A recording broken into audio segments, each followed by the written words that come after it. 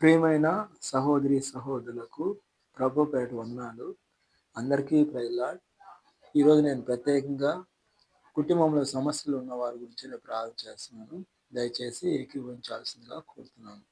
ప్రియమైన మా పరలోక తండ్రి, యేసుక్రీస్తు ప్రభు పరిశుద్ధ నామమును బట్టి మీ సన్నిధికి వస్తున్నాం నాయన. ఈ రాత్రి సమయంలో ఎక్కడైతే ఇద్దరు ముగ్గురు మీ నామములో కూడి ప్రార్థన చేస్తారో అక్కడ మీరు ఉంటాను నా దేవా. మీకు స్తోత్రం నాయన. ఈ సమయంలో ప్రత్యేకంగా కుటుంబంలో సమస్యలు ఉన్న వారి గురించి మేము ప్రార్థన చేస్తున్నాం నాయన. మీరు ఇచ్చిన కుటుంబాన్ని బట్టి మీకు స్తోత్రం నాయన.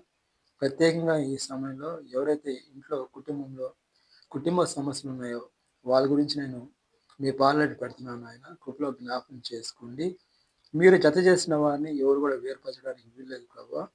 ప్రత్యేకంగా ఇద్దరు కూడా సమాధానం దయచేయండి. ఎవరిలో లోహం ఉందో వాళ్ళని సరిచేయండి. మీ కృపను బట్టి వాళ్ళు సర్దుకునే గుణం దయచేయండి.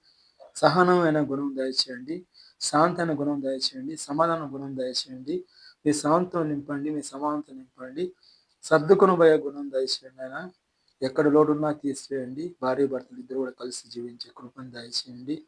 ప్రత్యేకం కృపతో నింపండి. అదేవిధంగా ఎవరైతే ఈ సమయంలో ఏకీభవిస్తున్నారో వాళ్ళందరినీ పేరు అంతా ఆశ్రయించి దీవించండి. ఈ దినమంతా కృపాక్షంతో నడిపించమని ప్రభువైన యేసుక్రీస్తును ప్రార్థన చేస్తున్నాం తండ్రి.